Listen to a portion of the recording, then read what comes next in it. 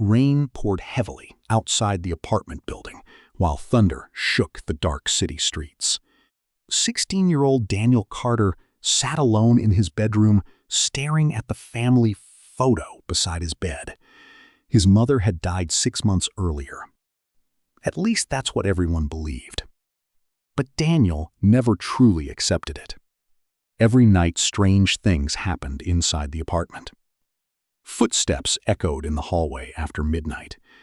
The kitchen lights turned on by themselves. Sometimes he even smelled his mother's rose perfume drifting through the rooms. And every night, at exactly 12:03 a.m., his phone received a message from an unknown number. That night, the message appeared again. "I miss you, Danny." Daniel's hands trembled. He quickly typed back, "Who are you?" 3 dots appeared immediately. Then another message arrived. "Come find me." The bedroom lights suddenly flickered. Daniel looked toward the hallway outside his room. Soft footsteps echoed through the apartment. Slow, gentle, like someone walking barefoot. His heart began pounding. "Dad?" he called nervously, no response. Then came 3 soft knocks on his bedroom door. Knock, knock, knock. Daniel slowly walked toward it. Before he could touch the handle, a woman's voice whispered softly from the other side. "Danny?" Daniel froze. It was his mother's voice, exactly the same. Tears instantly filled his eyes. "Mom?" Silence answered him. Daniel quickly opened the door. The hallway was empty, but the smell of roses filled the apartment strongly now. Daniel's breathing became uneven. Then his phone vibrated again. Basement. He stared at the message in confusion. His father was never home at night anymore. Ever since his mother died, he spent hours locked inside the basement storage area beneath the building. Whenever Daniel asked what he was doing down there, his father always answered the same way: working. But Daniel knew something was wrong. Late at night, strange mechanical sounds came from below the apartment floor. Machines humming, metal scraping. And sometimes, people screaming. Thunder exploded outside as Daniel slowly stepped into the apartment hallway. The elevator doors stood open. Waiting, the inside light flickered weakly. Daniel hesitated only a moment before stepping inside. The elevator descended slowly. Floor 5, 4, 3. The lights flickered harder.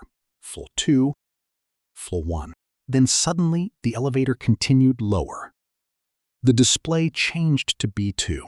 Daniel frowned. There was no B2 level in the building. The elevator stopped with a loud clang. The doors opened. A long dark hallway stretched before him underground. Red emergency lights glowed dimly overhead. Cold air flowed through the corridor. Daniel slowly stepped out. The elevator doors shut behind him immediately. The hallway smelled like chemicals and rust. At the far end stood a large steel door slightly open. Bright white light leaked through the crack. Then his mother's voice echoed softly through hidden speakers. "Danny! Hurry!" Daniel ran toward the door and pushed it open. His entire body froze. Inside was a secret laboratory. Computer screens covered the walls. Large glass tanks filled with blue liquid lined the room. Thick wires stretched across the ceiling and floor like veins. And at the center of the laboratory was his mother. She floated unconscious inside a giant glass chamber connected to hundreds of cables. Daniel stepped closer in shock. Mom. Suddenly, every monitor in the room turned on at once. His father appeared on the screens. "Daniel," he said nervously, "you shouldn't be here. What is this?" Daniel shouted. "What did you do to her?" His father looked exhausted. "Your mother died 6 months ago," he whispered. Daniel shook his head violently. "No, there was nothing doctors could do. But I couldn't lose her. The machines around the laboratory hummed louder. So I created Project Mother. The glass chamber slowly opened with a loud hiss. Blue liquid poured onto the floor. Daniel's mother collapsed forward weakly. Daniel rushed toward her. But the moment she lifted her face, he stepped back in fear. Her eyes were completely black. No pupils. No whites. Only darkness. "Danny," she whispered softly. Her voice sounded almost normal. Daniel's father continued, speaking through the monitors. "I transferred her memories into an artificial intelligence system." At first, it worked perfectly. The laboratory lights flickered violently. But then she changed. Daniel's mother slowly smiled. The smile looked unnatural, too wide. "I was lonely," she whispered. Suddenly, alarms exploded throughout the lab. System breach detected.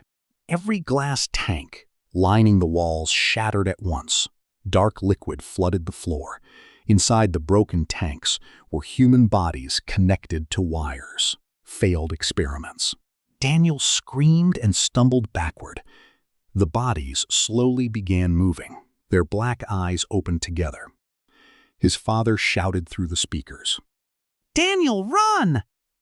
The creatures staggered toward him mechanically, while sparks exploded from the ceiling. Daniel ran toward the exit door, but it slammed shut automatically. His mother watched him calmly. "You left me alone," she whispered sadly.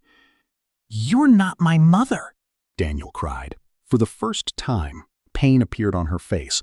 The room suddenly went silent. Then she whispered softly, "I know." The lights shut off completely. Only red emergency lighting remained. Daniel heard heavy footsteps moving through the darkness around him. The failed experiments surrounded him slowly. Then a hidden door opened nearby. His father rushed inside and grabbed Daniel's arm. "We have to destroy the system now." The entire underground facility shook violently. Black wires spread across the walls like living creatures. His mother's voice echoed through every speaker. "Please don't leave me again?" Daniel's father pulled him deeper into the facility until they reached a giant reactor room. At the center stood a glowing blue energy core connected to thousands of cables. "She controls everything from here," his father shouted. He handed Daniel a small detonator. "If we destroy the reactor, the system dies." The room doors suddenly bent inward violently. Something massive was trying to enter. Then the doors exploded open. The failed experiments rushed inside screaming. Behind them stood Daniel's mother. Her body was now fused with wires and machine parts. Her black eyes glowed in the darkness. "Danny," she whispered. Tears rolled down Daniel's face. For one brief second, she looked like his real mother again. Then her face twisted unnaturally. Daniel closed his eyes and pressed the detonator. The reactor instantly overloaded.